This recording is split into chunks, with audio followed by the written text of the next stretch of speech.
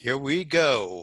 Coming up next on CBS Sports, the NCAA Basketball Championship Selection Show. Here we are, CBS Sports. Are we about to get sued? I don't think the flat screen had been invented yet. We got Jim Nance, Billy Packer, Bill Rafferty all here with you. Now, welcome back to HoopsHD, everybody. I'm Chad Sherwood, trying to get the screen off. There we go. I'm Chad Sherwood. We got Joby Fortson, Mike Cha, David Griggs with us. And this is a very special edition of HoopsHD, where we are not going to be talking about what's going on in the world because, it's We're just sick of that already. Instead, what we are doing here is the tournament that wasn't, that we've been running on the website. What we've done since pretty much a day or two after everything got shut down is been simulating out every single conference tournament, a couple tournaments a day. If you go up to the tournament that wasn't tab up there on the website above us, up there. You can go and take a look at every single conference tournament, what would have happened had they played out, who all of the automatic bids would have been. And so what we're going to do today is reveal who the actual field of 68 would be based on not only what actually happened during the season, but what happened in those simulated games as well, correct? Yeah, as if the season had played out the way you had simulated it. I just want to take a second to make sure everyone understands the grasp of this. Normally when we do this show, it's our own bent. We're not trying to guess the committee at all. It's basically just what we would do if we were the committee, so it really doesn't matter. Now we've taken it a step further, and we're doing not what the committee would do, but what we would do if these games that weren't actually played had been played and factored out this way. I don't know if you can get any more off the rails than this. Yeah, well, what we did is I asked all of us, there was actually ended up being a total 8 of us that voted, only 4 of us on the show this evening, but 8 of us total here at HoopsHD that all voted on how we would have rated the top 68 teams as well as the top few teams out as well. We cross-country scored them, came up with a Master C list, got that bracketed up. Right. And we're about to see, and this is not the norm. I mean, this is how we basically do it on our bracket reveal shows throughout the year. It's a little different tonight, actually. Yep. Done by committee. Oh, it is a little different. Okay. Yeah, but we are going selection show style here. So instead of how we've done it by alphabetical. No, we're not going to do alphabetical. Oh, not alphabetic. Oh, DBS needs to be crucified. Or no, DBS. No, what we're going to do instead is we're going to actually reveal a bracket in bracket format. So we're going to do just like CBS and TBS do it. We are going to reveal matchups one at a time. So 2 teams at a time, the 1 and the 16 seeds. But here is the bracket. It's a blank bracket. If we can see it up on the screen here. And if you look down below us here, you can see the final results, but don't do it because you just would have ruined the podcast, correct? Yeah. I mean, what's the point of that? And we're saying Chad knows the bracket. He built it. The rest of us have no idea.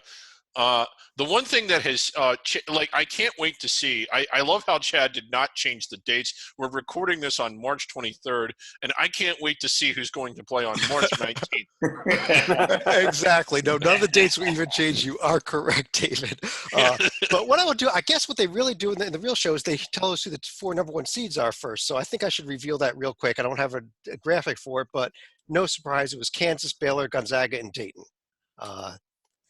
Mike Lindbergh. That would have been a lot better had you had a graphic for it. Well, I don't have a graphic, but Mike, I mean, I think that was pretty much unanimous, correct? Oh, absolutely, no brainer.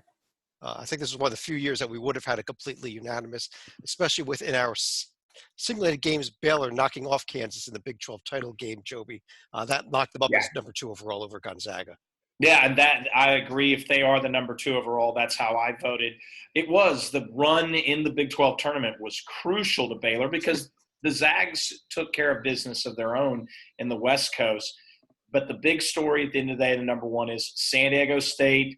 You had your, in the words of Sylvester Stallone, you had your, or Robert De Niro, you had your chance and you blew it. And only sort of blew it. I mean, all Dayton that means is that they, Dayton has seized the number 1. But David, I'll let you go because you probably have a very strong point there.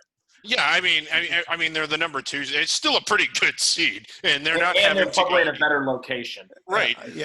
And Dayton also, did win the Atlantic 10 in our simulated tournament, so they took care of business where San Diego State couldn't in their conference tournaments. And congrats to Dayton going to double, doing it undefeated. Did we see anybody else? I knew New Mexico State did it also. Yeah, you did it also. Okay, yeah.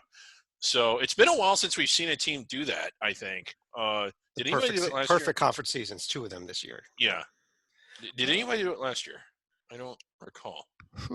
Good question. Gonzaga did, and they lost in the championship game. Yeah, New Mexico State had 1 regular season loss. Yeah, they lost their first game, won all the rest. I don't think anybody did it last year. Okay, anyway. Well, here we go. We're going to start. I've got one region there up on the screen.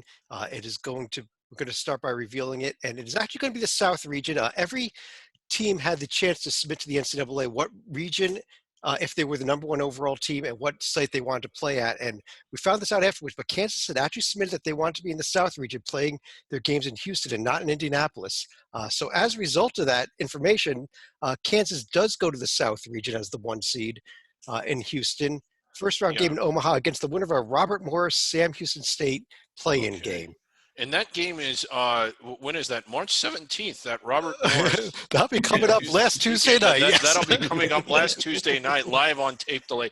You got to do Superman, push the earth backwards. Yeah, Chad, you might know this, or Joby, because I know you follow this really closely, but every school, like all 350 of them, however many there are now, when they submit their championship credentials, they're asked to list in order the top 3 sites they would prefer to go to, both for the regionals and, first and second rounds. It's my theory that the committee doesn't even look at that. I've long thought that. Do you think they would have sent Kansas to the South? Well, David, the rule actually says, and they changed a couple of years That's ago, what they want. that they will give the number 1 seed their number 1 choices no matter what. Beyond that, they don't have to follow any of it. But that's why we're sending Kansas to the South region, because we found out. And that makes Baylor a very unhappy Baylor, because Baylor would have loved to be in the South in Houston. I'll tell you. Yep, Baylor's going to have to end up going to the Midwest and Indy. A little spoiler there. But Kansas's second round opponent, assuming they get by Robert Morris Sam Houston State, will be the winner of an 8-9 game between Arizona and Marquette. And that both those teams have 8-9 written all over them. They look like 8-9s. They feel like 8-9s. Yeah. Going on down to the next section here, we get the 5-12 game classic upset. We have Auburn against Liberty. I mean, how perfect of an upset game is that, David?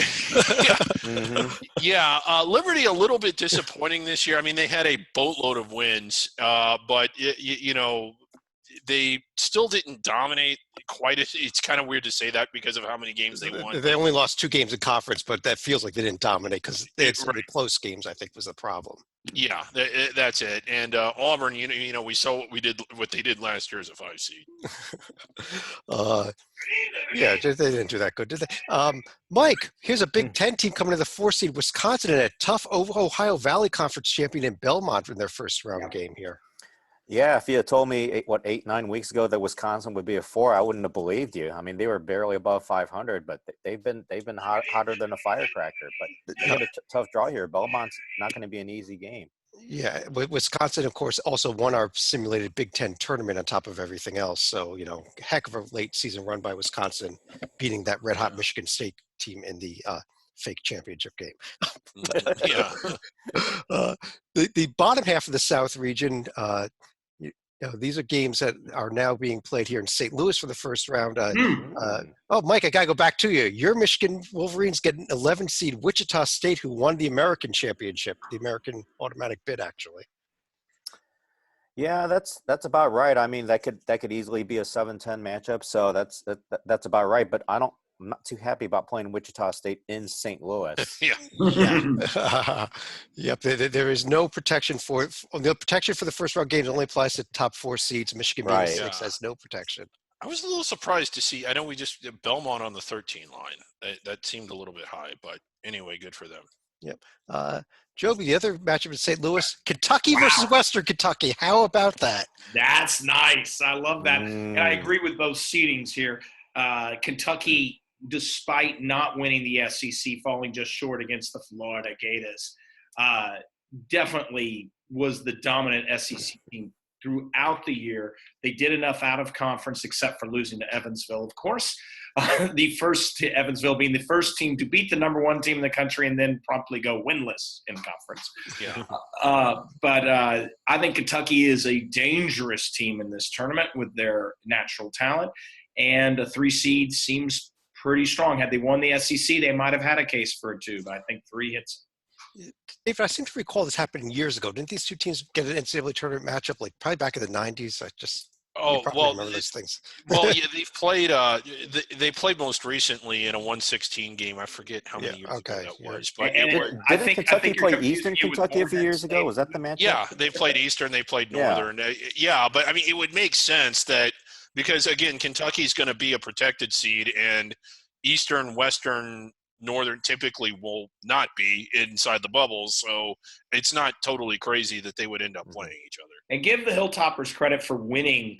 They were not the projected 1 seed, and they end up getting that bid.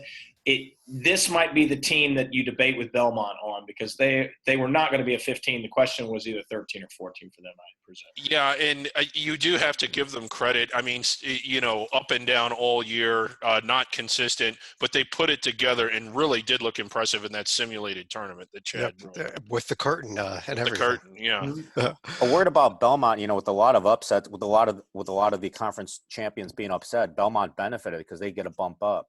Yeah, I agree, Mike. They in my simulations, when Belmont first won in there, because the Atlantic Sun is the A's, so it was early. They were preceded as like the top 15. I did have them as like the last 13. That's a several number of jumps because of upsets in tournaments to other teams. I think we ended up with 8 or 9 automatic bids to the NIT, so there were plenty of upsets, and that kind of got us there. David, going down to the first round games in Albany, the 7-10 game, a fun one. Illinois and Oklahoma. How about that? I like Illinois, I think, more than the 7 seed. I mean, look at all the road games they won and just big games. And I don't think I like Oklahoma as much as a 10 seed. So I think I know who I would pick in that one. That's a live wire Illinois team. I know that they didn't, that they had their share of toe stubs, but they had their share of really nice wins as well. Well, one more game. It's our 2:15 game, also in Albany.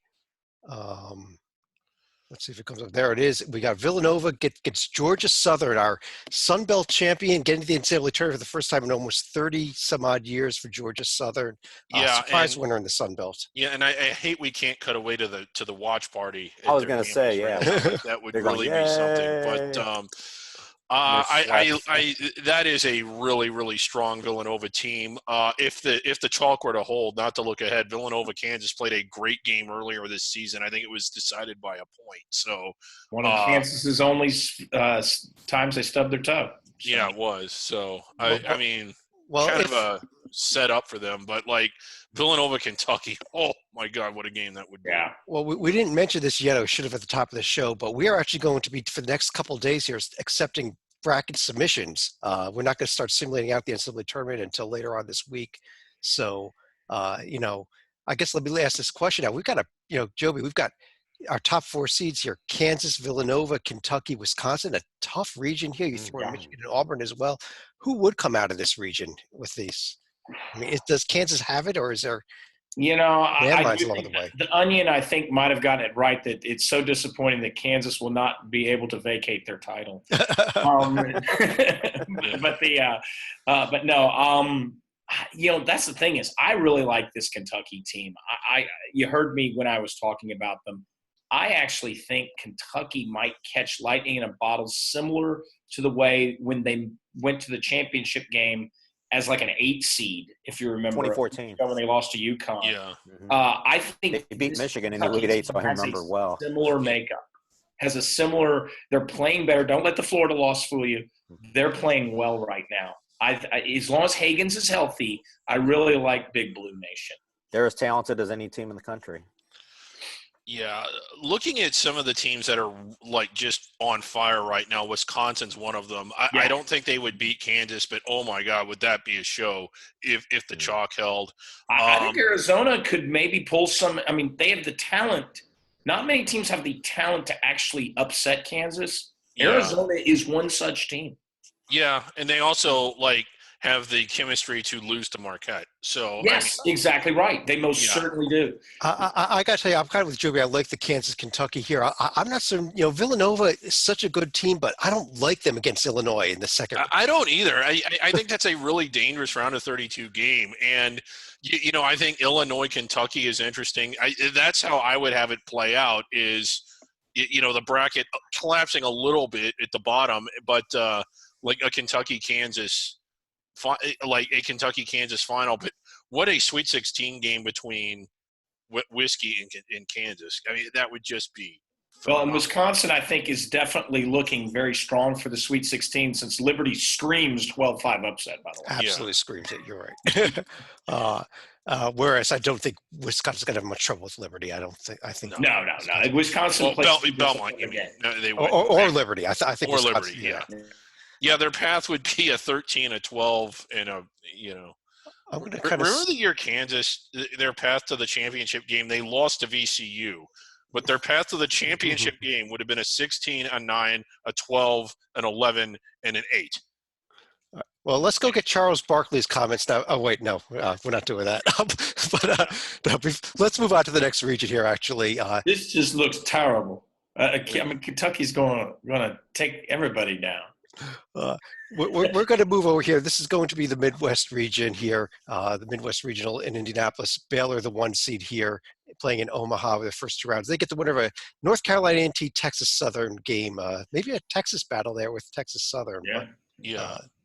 I don't think we have to worry about them losing that game. But the 8-9 game, and also in Omaha, maybe if it comes up on the screen, maybe not. There we go. How about Colorado and Houston? Colorado kind of going in the wrong direction. Houston sort of is. I mean, again, another 8-9 game between teams that look like 8-9 teams. Yeah, Mike, you had a comment on them also?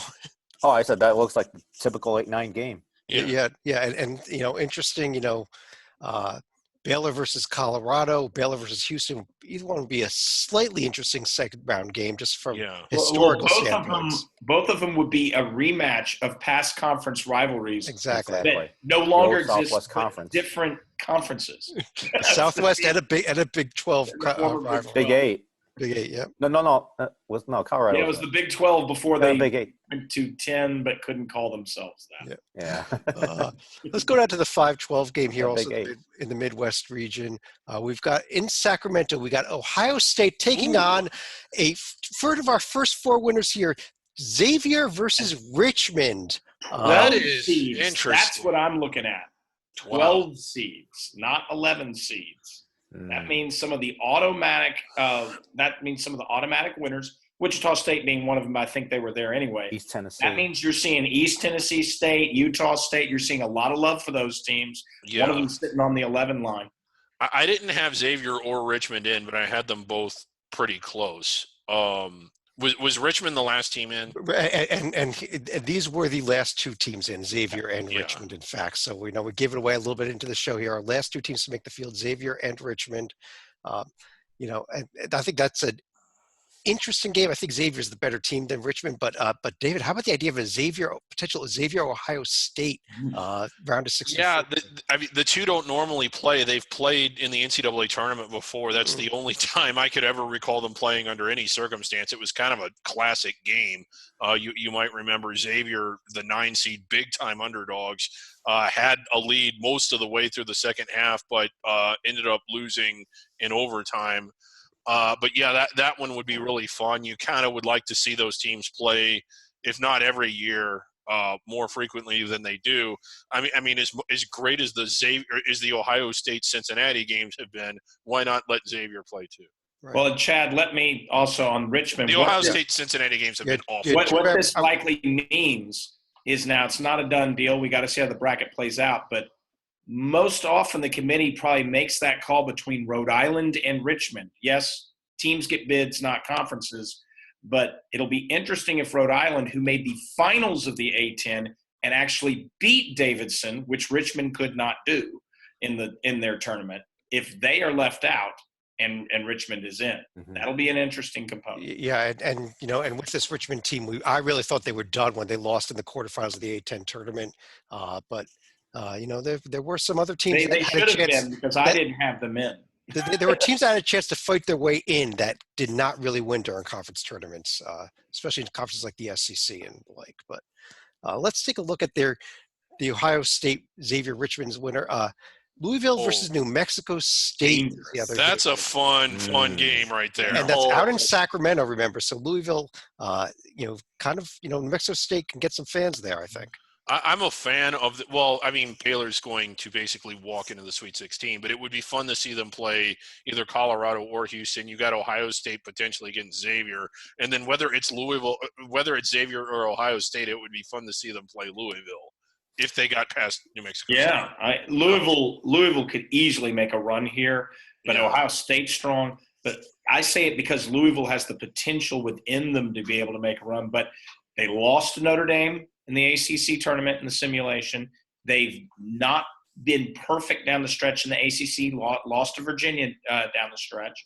So is this the Louisville team that has ACC Player of the Year Jordan Ora and playing on all cylinders, dominating Duke, et cetera? Or is this the Louisville team that has hiccups? If it's the latter, New Mexico State is indeed a very good risk worth taking in your bracket. Mike, let's go out to the 6-11 seed game here. These games are in Cleveland. We have West Virginia versus Utah State. There is Utah State getting the 11 line, like Joby mentioned earlier. Well, Utah State, they definitely earned their way into the tournament by beating San Diego State, and this won't be an easy game for West Virginia.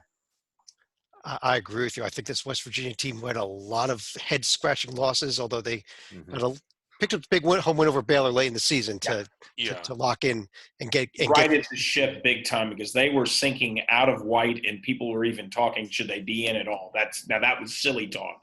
But yes, that Baylor win very much. If you look at their season record, it's like LLLW, kind of as an island in there.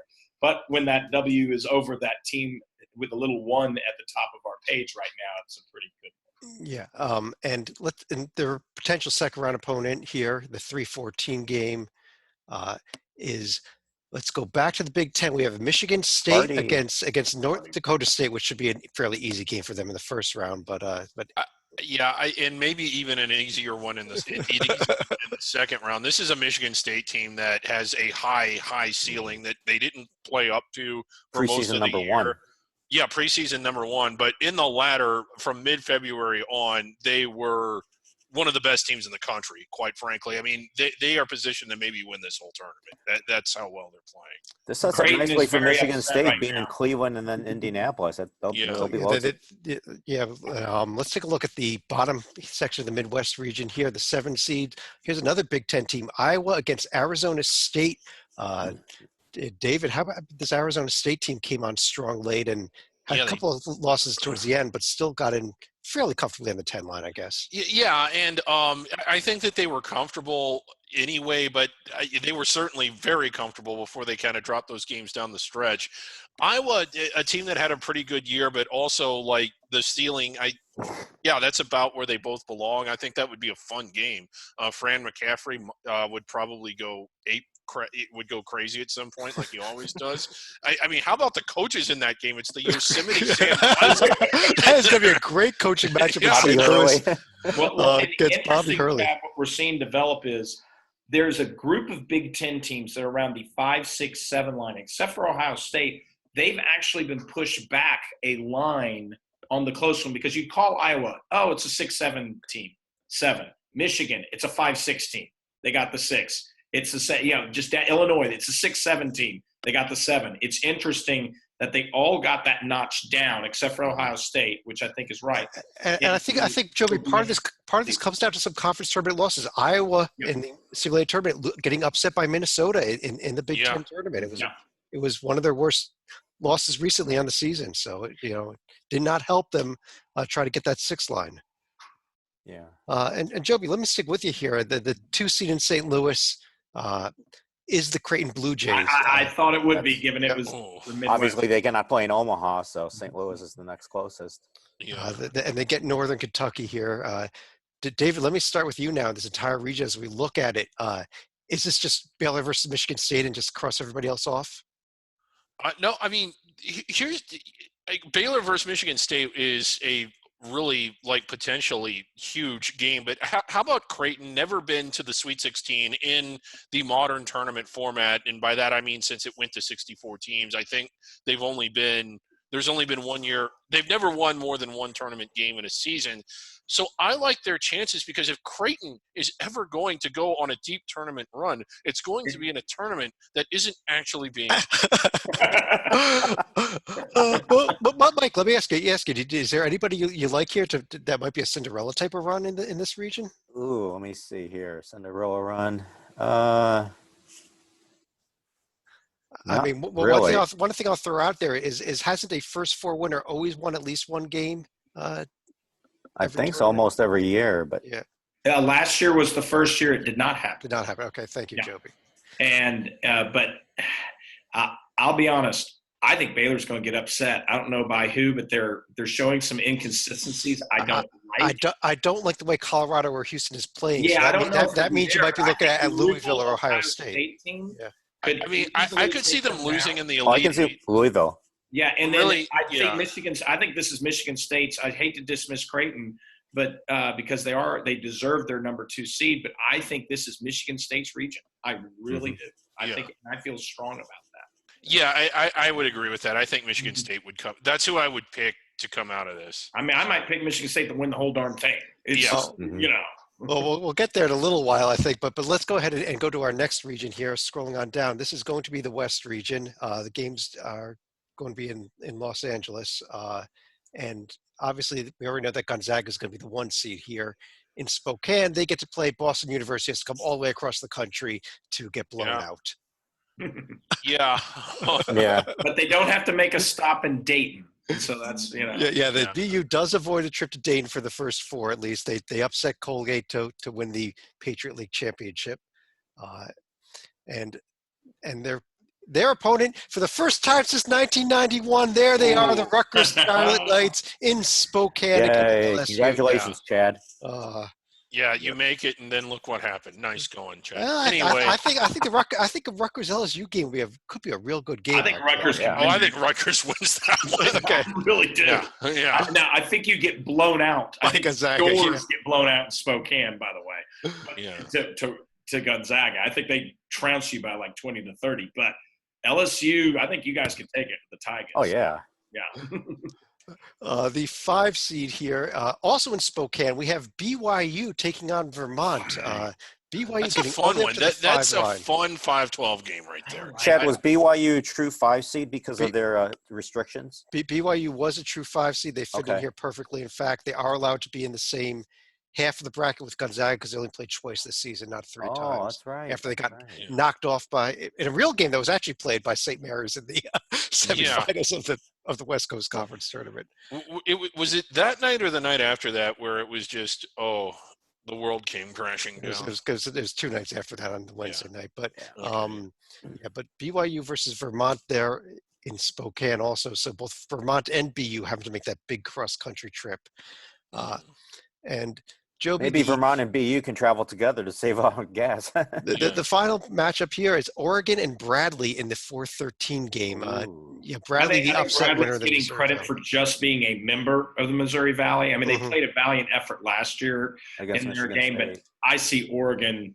I mean, let's put this. I see Oregon. They were maybe the highest 4.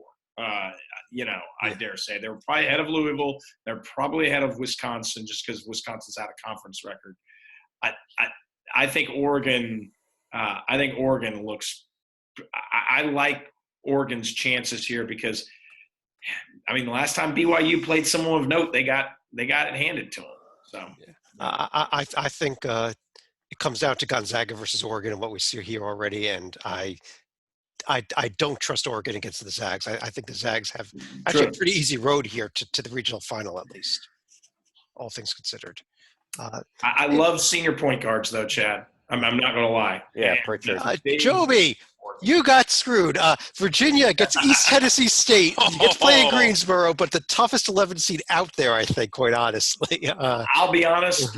We've gotten those sort of teams before, and we always beat the underseed. You all beat.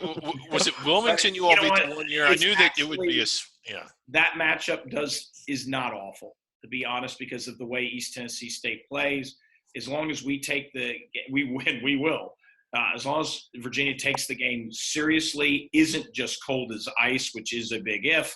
I mean, I don't think East Tennessee State's seen anything like the pack line before, and it will mess with their heads. I mean, it just will. That's the wrong team for East Tennessee State to come up. They needed Auburn. They needed someone like that. Yeah. David, the winner of that game, also in Greensboro, the 3-14 game. Oh, we have Duke versus UC Irvine at potential Virginia world. I'd avoid that. Yeah. Thank you for giving us home. Thank you if we get past it, thank you for giving us a home field. Yeah, that's Duke a and Virginia ACC play each other just matchup, once, though, right? Yes. They only played once. So Virginia, Virginia going to the Sweet 16. I like Virginia's chances to come out of that pod there, and we'll have to see how the rest of the bracket is, but I don't think they do as well as they did last year, and Tony Bennett on the hot seat. But it is interesting. Potential Virginia Duke second round game, but because they only played once in the season, that's the way the bracket falls. Especially because you want to get those teams in Greensboro close to home as possible. Oh, I love this Providence. Providence versus Indiana in Sacramento. Not quite near either one of the schools, but a very interesting battle here. I think, the way I don't know what all went into the simulations, but the way Providence was playing, it wouldn't have surprised me had the tournament actually been played out past the first half of the first quarterfinal, that Providence would have done very well and maybe won that tournament and maybe gone up the seed line. I think that they would trash Indiana.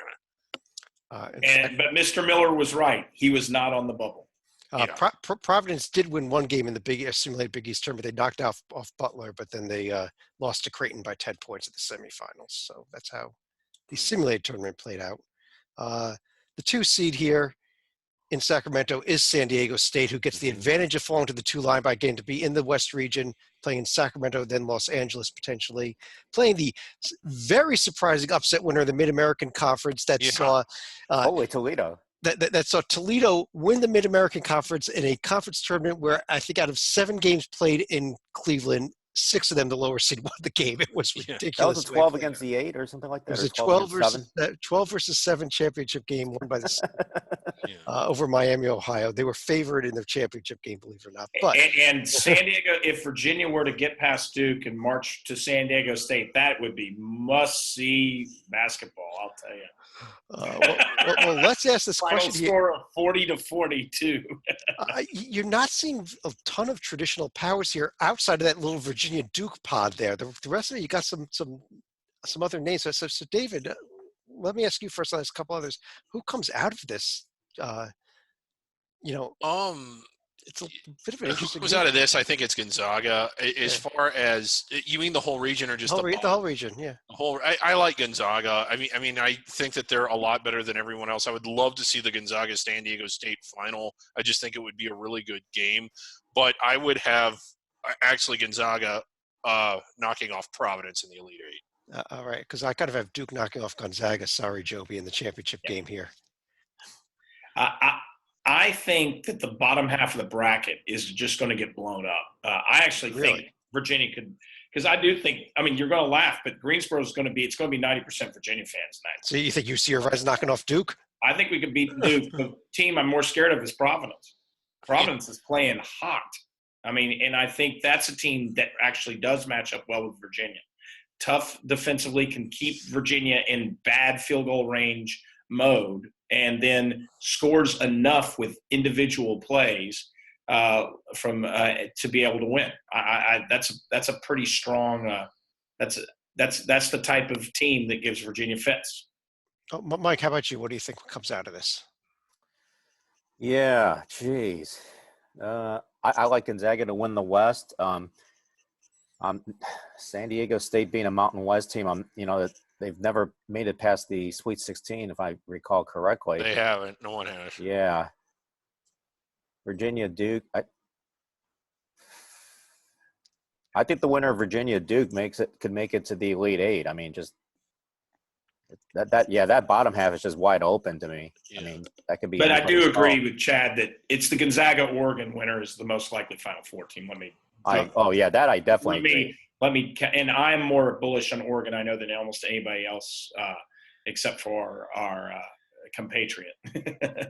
Well, they didn't win the Pac-12 tournament, so. Yeah, the top half. Yeah. Well, they've been able to rest. I mean, they've Okay. really been able to rest. They've all been able to rest lately. But let's go to our final region. It is the East region. No surprise here. We already mentioned that Dayton is the number 1 seed. They are going up against 16 seed Siena, the Metro Atlantic champion, playing their games in Cleveland here. And then a chance to go on to Madison Square Garden beyond that. And, Dayton having an unbelievable year. I know that the top of their resume was lacking somewhat. That's why I was so hesitant for so long to put them up on the one line. But even I had them end up there. No regulation losses. Was it single or double overtime that they lost to Kansas in one of the best college games of the year, quite frankly? They were, 6 points away from an undefeated season? Yeah, they really were. And this is a phenomenally good Dayton team. Their first real test after they get by Siena will be the winner of a St. Mary's USC game. 2 teams have to come cross country to go to Cleveland. So let's just not really a test. Nice vacation. Yeah. So let's take a look at the other half of the top half of the East region, because that might be where better opponents come from. We have Butler in at the 5 seed, getting a tough Yale team here. That's a great game. Wow! This could be another 5-12 Butler better upset. wake up. Yeah. Butler was seeded by the selection committee in the top 16 at the bracket reveal, but since that point they have not been a protected seed level team. They haven't been on here by resume alone, not by play on the court. Yale is a distinct 12-5 upset weight now. Yale dominated the Ivy League tournament that didn't happen. Blew out Harvard on the road in the championship game. And Butler, real impressive showing there by Yale. Even simulated, Butler is still playing like crap. The 4-13 game here.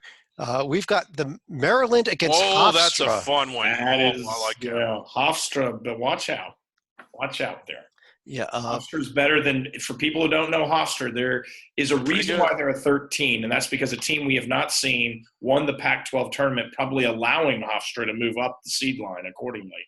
But they did do it, and they did it by going, on the road and doing it. Yeah, let's go ahead. I smell an upset there, potential upset. Yeah. Potential upset. Yeah, I don't know. This Maryland team at times looked great to me all season. Other times they real head scratchers. So I think this is a great draw for Dayton. I think that there's nobody in here on the top half that's Maryland could get. That's the point you say, is Maryland could beat Dayton. Now, Maryland could also lose to Hofstra. That's just the issue. Exactly. Bottom half here, the 6-11 game in Albany, we've got Penn State taking on our other Force 4 winner. It is Texas Tech versus NC State. Texas Tech, huge win over Texas in the Big 12 simulated tournament to get into the field. They really needed it, as you see that they were in the first 4. NC State, one of the last handful of teams in as well here. And they got a win in the ACC tournament to help them over the top as well. NC State had some decent wins, but they had a lot of losses to teams that aren't in this field. But they kind of schizophrenic. They kind of were. Better than they were a year ago, though. But that's, schizophrenic teams have proven an ability to beat a team like Duke recently, to beat Virginia on the road like NC State did. That's perfect. The playing game is the perfect place for them. And I think Penn State's lost 4 in a row heading into this tournament, including How is Penn State ahead of Iowa and Illinois on the seed list? I'm serious. I disagree with that. They had some big road wins, but they really did huge clunker to Northwestern.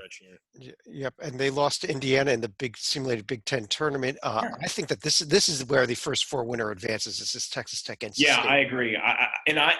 I think Texas Tech is better than a first 4 team. You can tell your folks in Lubbock, Chad, when you're on the radio there. Texas Tech, I had them maybe even as high as a 10. I agree with you, Joe. Because a couple other voters pulled them down, but I would have had Texas Tech above this. They were the highest rated of the first four teams, and there was several teams that were on the 11 line in between Texas Tech and NC State, the East Tennessee States, Utah States, Mm-hmm. Wichita And State. the three conference champs that would.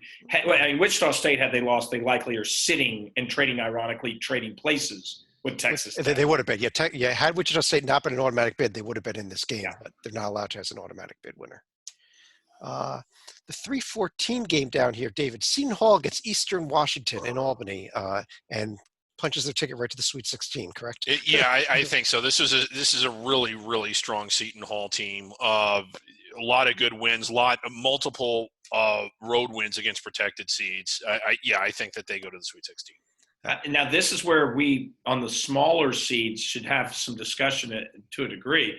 Eastern Washington really, I mean, out of the Big Sky didn't do, the Big Sky just wasn't that great this year, but they did have one win over Belmont. So why is Belmont a 13 and Eastern Washington? I still like Belmont's overall profile better than Eastern Washington. Yeah. So Well, but who did Belmont beat? And I'm dead serious. Murray State and Western Kentucky. Nobody I'm really. sorry, that's just not enough. Yeah. If you're head-to-head, I go Eastern Washington here. I just think the Ohio Valley was a slightly better conference than the Big Sky, but emphasis on slightly. It was not good. Yeah. The 7-10 game here, we have Florida, the 7 seed, against a 10 seed UCLA team that got bolstered by a Pac-12 tournament championship all the way up to the 10 line. Both teams riding the high of their respective conference. This is a Power 5 championship. Yes. team. Yeah. Two SEC tournament champion versus Pac-12 tournament champion in Tampa. So huge advantage to Florida for that. Oh, yeah, that's right. Another Florida team coming up here. Yep. And what time of day does that start? Does that start like at noon, Chad, for UCLA? That would be fun. That might be, because afterwards we're going to see Florida State take on Winthrop in the final game to be revealed here. 2 seed Florida State, potential matchup with Florida in the second round. Winthrop. I'll tell you, Winthrop is I hate that they're playing Florida State, who should handle them. Winthrop is better than a 15. They really are. You actually have 3 of the Power 5 conference tournament champions in the same pod. They have a win over a team wearing white in this field, and they did. While they didn't win their conference outright, they tied for it, so they were essentially regular season champs. And they look good throughout the year. I think Winthrop as a 15 is underrated, and it's all because people are staring at the net and blindly seed listing. That's not what you should do, people. Just saying. Well, that is the entire bracket. If you want to take another closer, I didn't ask about this last region here. Who is going to come out of it? So let me go back and enlarge this again here. Mike, let me start with you. Who would come out of this region here in the East?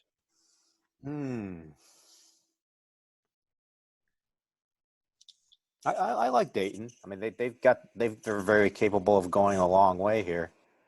Yeah, and that's interesting because I don't trust Leonard Hamilton coach team in this. So I could see Florida taking out Florida State in that second round, and I could see Seton Hall coming out of this region though, David. That's what I'm kind of looking at. Yeah, I like Seton Hall a lot. I mean, I like Dayton. I think Dayton kind of walks into the Sweet 16, and then I like the matchup if it is Maryland, if the chalk holds in the Elite Eight, and if it's anybody else, I think they're better than Butler. So I like Dayton in the Elite Eight, but in the bottom half of the bracket, Florida State has basically flexed their muscles in the tournament the last couple years. They've had Sweet 16s and Elite Eights, and they were playing really well this year. They're really big underneath. I think they would kind of swallow Florida or UCLA up.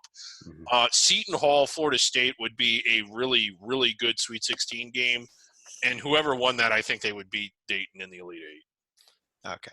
That now gives us our full bracket. If you want, well, Chad, you didn't go to me on that because I have. Oh, sorry, Joby. I apologize. Well, you have a different pick on that.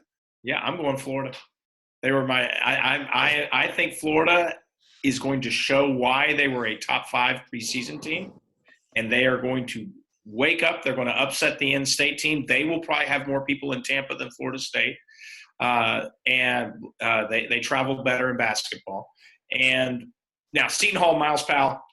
That's a real deal. Getting past Seton Hall is not a gimme, but I think Florida has the ability and the experience joint with young, They have youth and experience. I love the combo. It's why they were preseason so high. Florida, there's always one shocking Final Four team. I feel like there's your shocking Final Four team, Florida.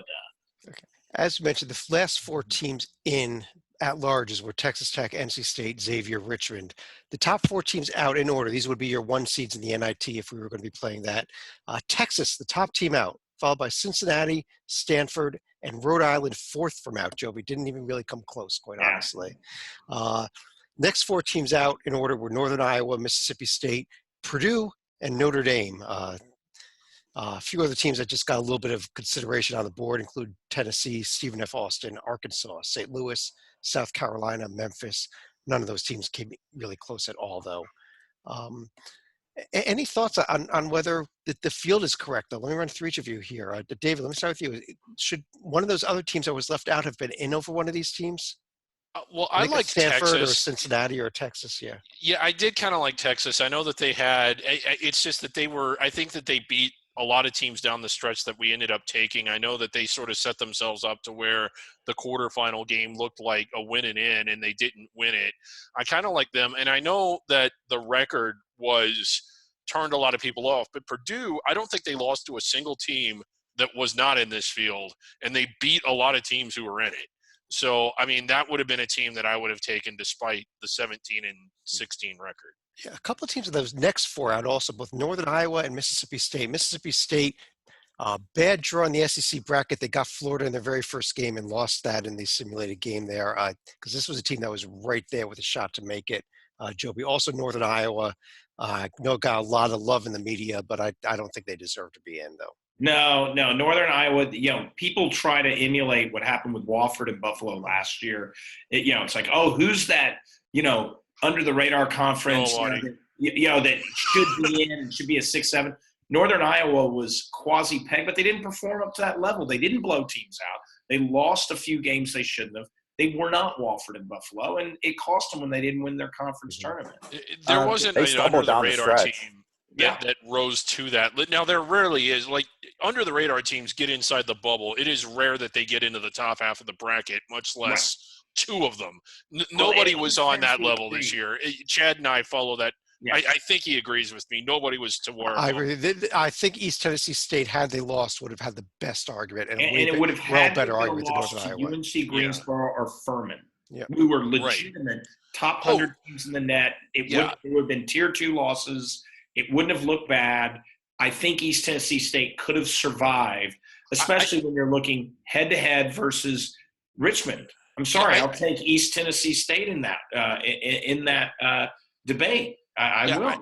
I think East Tennessee State stays inside the bubble if they don't win the tournament. Right. Not in the top half, like Wofford and Buffalo were. No, not in the top half. On that note, though, like we mentioned, if you look down below on the website, you can see this bracket. We'll also have it on the tournament that wasn't tabbed.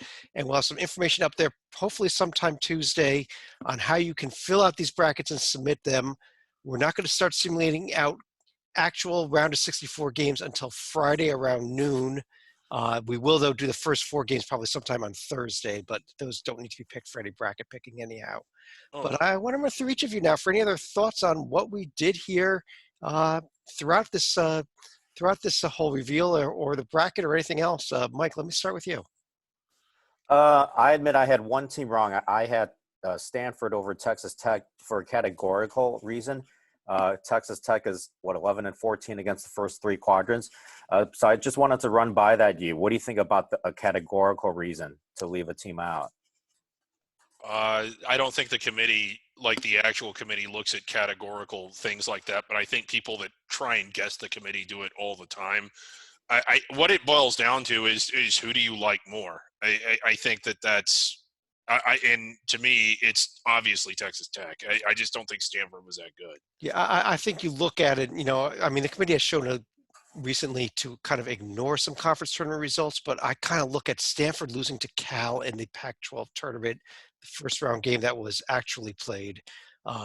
Texas Tech getting the huge win over Texas. Yep. And then they lose. Then they go out in the Pac-12, the Big 12 tournament against Kansas. So, you're not supposed to win that game. And they That's, played close, right? As I remember, I don't remember. they played them close in the regular season game late in the season also. I thought they played them close in the simulation too. In the simulation, they lost 77-68. So it was within 9. It was. Now I think about it, 5 of Texas Tech's losses were the number 1 seeds, Kansas Exactly. and Baylor. Yeah. So if you kind of throw those out, you now have the winning record there. You want to go categorical. Rutgers doesn't belong in at all. They only had 2 wins away from home on the entire season, but I think we all had them in solidly. Oh yeah. Joby, how about you? If this played out the way we did it, and I think it's not far off from what the committee would have done, UCLA would have been very interesting. Now, right now, before they've played out the simulated tournament, they have a net of 76. That would be the highest net ever to get at large worthy. Now, they end up winning the automatic bid. Their net surely would have gone up a little, but it would have still probably been at least high 60s to low 70s. Yeah. The net doesn't move as much late in the year as you might think. And so it would have been very interesting had UCLA gotten to that point, still been in the 70s, and would have still been labeled inside the at-large field level, which would be the beginning of the 12 line. Yeah. It would have made history in a lot of ways since New Mexico, the team would have done that. I would agree that they deserved to make that history, by the way. But it would have been interesting because it would have changed the way people view those cutoffs and how the net as a ranking tool, not a sorting tool, but as a ranking tool would be viewed. You could always point back and go, well, UCLA was a 10 seed and they were only a 71 net, so – would have been interesting. And UCLA, you're right about their net. They would in the Pac-12 the simulated Pac-12 tournament they won, they beat Cal and Washington State, neither of which was a big win. And then Oregon, right? And then a 2-point win over Oregon, which was right. a very good win. A 2-point. It's not like they blew them out. Exactly. They probably would have been, still low 70s. Now they wouldn't have been 70. They would have become a good Tier 1 road win. Because 75 is the cutoff. Thus helping, ironically, Arizona State and USC in their profiles. But, David, do you want to finish this off? Yeah, just looking forward to seeing, it's not quite the same, but I'm kind of looking forward to seeing how this plays out. My one thought is Providence. Does the computer formula take recency bias into account? Maybe it does. And if so, and if it doesn't, is that going to make them less likely to advance far in this tournament for those of you that are trying to decide who to pick? But regardless of how it simulates, I think they were one of the hottest teams in the country coming down the stretch. Michigan State, another one, although Michigan State did get the wins down the stretch to get up to the 3 line. But Providence, even on the 7, is playing like a protected seed caliber team right now. I'm not too excited to see them in the round of 32 if I'm a protected seed. Yes, Providence round of 32. That's San Diego State they would get if they get by Indiana. So on that note, like we said, we'll get some information up on the website. We'll have it out on Twitter about how to go ahead. I did have one more thought, Chad. Okay, go ahead. Real quick, Kansas screwing it up for everybody, sending Baylor to Indianapolis, Dayton to New York. They just ruined it for everybody. Hey, I just go by the rules here when we put these brackets. But on that note, like I said, keep an eye on the website and on Twitter about how you can submit brackets to us. And we actually have a website that you'll be sending them into. It's going to be brackets@hoopshd.com. But we'll get that all up on the website and on the Twitter. But that for now, on behalf of Joby Fortson, Mike Chod, David Griggs, I'm Chad Sherwood. Thanks for joining us and enjoy the tournament that wasn't, and be safe and healthy, everybody.